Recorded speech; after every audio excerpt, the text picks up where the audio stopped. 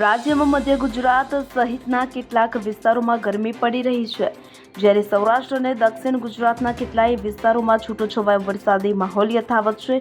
ત્યારે હવામાન વિભાગે રાજ્યમાં આગામી 5 દિવસ ભારેથી અતિભારે વરસાદને લઈને યલો એલર્ટ જાહેર કર્યું છે. હવામાન વિભાગની આગાહી અનુસાર ગત રાત્રે અમરેલીમાં પણ વરસાદની એન્ટ્રી થઈ હતી. મળતી માહિતી મુજબ ગતરોજ ઢળતી સંધ્યાએ ધારીગીરના વિસ્તારમાં ગાજવીજ સાથે ધોધમાર વરસાદનું આગમન થયું હતું, કે જેમાં ધારીના ગોવંદપુર, કુબડા, માલસિકા, બોરડી ગામમાં વરસાદ વરસ્યો હતો. મળતી માહિતી મુજબ અમરેલીના બાબરા પંથકમાં ગાજવીજ સાથે ધોધમાર વરસાદ ખાબક્યો. બાબરા શહેરની બજારોમાં વરસાદી પાણી વહેતા થયા તો બાબરાના ગળકોટડી, ખાખરિયા અને દરેડ, જાંબરવાડા, ચમારડી, વલારડી સહિતના ગામોમાં વીજળીના કડાકા ભડાકા સાથે ધોધમાર વરસાદ વરસ્યો હતો. તે સિવાય બગસરા પંથકમાં વરસાદી ઝાપટાઓ થયા હતા, કે જેમાં બગસરા શહેર સાથે ગ્રામીણ ગામડાઓમાં વરસાદી ઝાપટાઓ પડ્યા હતા, કે જેમાં બગસરા ગ્રામ્યના ખારી, ખીજડીયા, હડાળા, પીઠડિયા,